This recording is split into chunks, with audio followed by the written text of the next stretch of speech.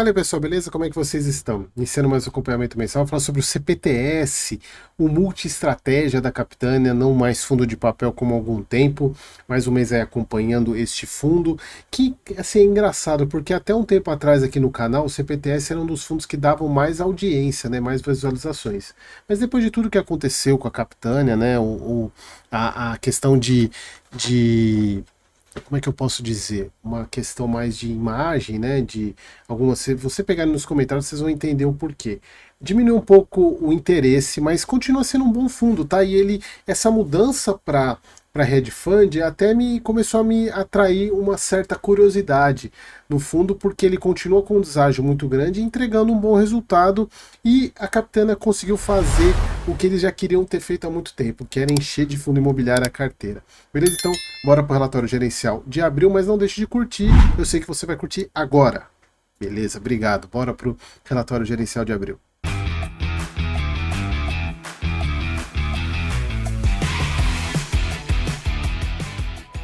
Então vamos lá, pessoal, relatório gerencial de abril do CPTS, cota aí de mercado 7,63, cota patrimonial 8,79. Vamos ver aqui, CPTS 11, 7,35. 7, até desvalorizou em relação ao fechamento de abril. Fundo aí com uma taxa líquida 10,69 de IPCA, resultado 8,4, dividendo 8,5, inclusive é maior do que o mês passado e, se eu não me engano, é o maior aí nos últimos 12 meses, pelo menos. Então isso mostra que o fundo vem trazendo um bom resultado.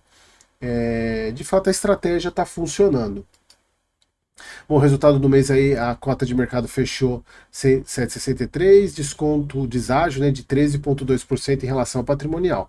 Carteira de recebíveis impactado pelo fechamento da curva de juros, que saiu de IPCA 8,92 para IPCA 8,51. Isso é uma marca para cima, né? Quando tem a queda da taxa de juros, a gente vê isso nos próprios títulos públicos, né? Que fecharam a taxa de curva de juros, e isso valorizou muitos títulos públicos.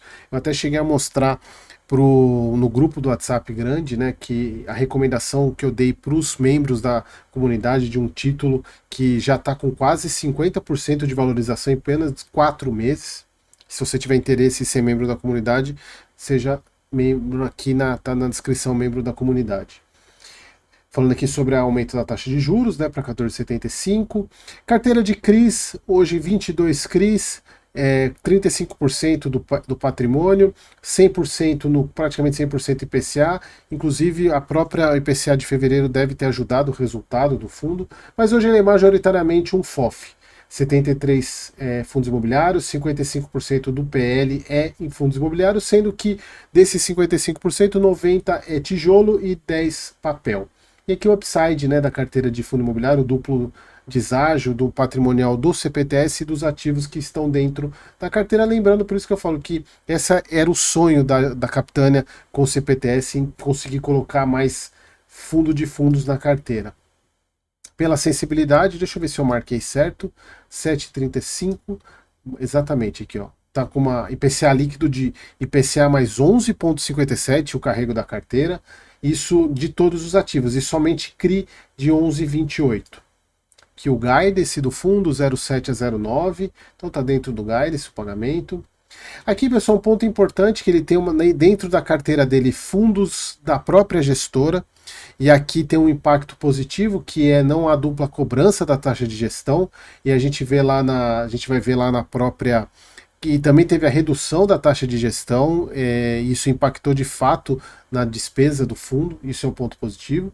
É claro, pessoal, aqui eu até comentei quando eles comentaram essa questão de não ter cobrança dos fundos, eu falei que isso aqui não era motivo de elogio, isso aqui era o mínimo que um fundo tem que fazer. Quando você investe, você ancora fundos da própria casa, você não tem que cobrar a taxa, assim, não faz sentido nenhum você ter a cobrança de taxa duplicada, né? Então, eu acho que é o mínimo que a Capitânia tinha que fazer nesse caso. Aí a gente vê aqui, né, a redução, e eles até colocam aqui, eu não cheguei a confirmar, mas eu tenho que acreditar no que está escrito aqui, que no mesmo período, no acumulado aqui, no acumulado de 2025, a taxa de gestão e performance, 4 milhões. No mesmo período de 24, estava em 8,4 milhões, ou seja, uma redução de 53%. Isso é positivo. Que a gente vê um resultado positivo na negociação de CRIs, algo que a gente não via há muito tempo, porém, grande parte em atualização monetária em função das negociações que o fundo faz todos os meses com a carteira de CRIs. Entrando junto com compromissada e as movimentações que o fundo faz de vender e recomprar CRIs, ele destrava muito a inflação. Olha só quanto que ele destravou esse mês, quase 6 milhões. E ele faz isso muito bem. No mês passado, 7 milhões. Isso aqui ajuda muito o resultado, principalmente porque a carteira de CRIs do CPTS é uma carteira antiga, então tem muita inflação acruada para ele destravando.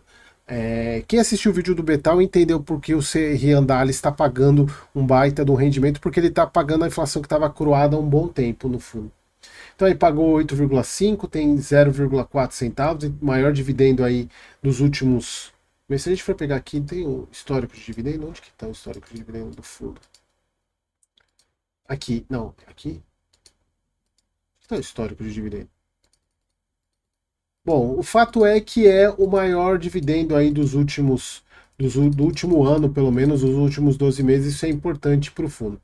Aqui, pessoal, um ponto importantíssimo. Eu vejo muitas pessoas confundindo essa planilha aqui.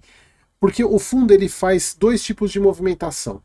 Compras e vendas temporárias e as permanentes. Quando é compra e venda permanente, é compra de mercado primário e secundário, que o fundo ou não tinha ou ele aumentou a participação naquele ativo, e a venda a mesma coisa. Ou seja, são ativos que alteram o patrimônio do fundo, tá? Na verdade, não altera o valor patrimonial porque ele tirou dinheiro do caixa e comprou. Mas são ativos que são incluídos na carteira. Já no caso da grande maioria, porque se a gente for ver aqui, olha só, no mês realizamos compras definitivas de 31 milhões. Aí você olha aqui um volume de 445 milhões. Caramba, o fundo comprou isso ou comprou isso? Isso aqui é compra definitiva, ou seja, são CRIs que o fundo comprou, novos, ou emissão primária, ou aumentando a posição de alguns fundos que ele tinha na carteira secundária. Ele tirou dinheiro do caixa e comprou esses ativos. Já o restante, os outros 400, se a gente for pegar aqui 410 milhões, é compra que ele fez de ativos que ele vendeu no mês anterior, ou seja, ele vendeu para destravar a inflação e recomprou esses fundos, esses CRIs, na mesma proporção. Então ele, na verdade, ele não está tendo aumento desse CRI. Ele simplesmente ele vende o CRI para destravar a inflação acruada e recompra ele.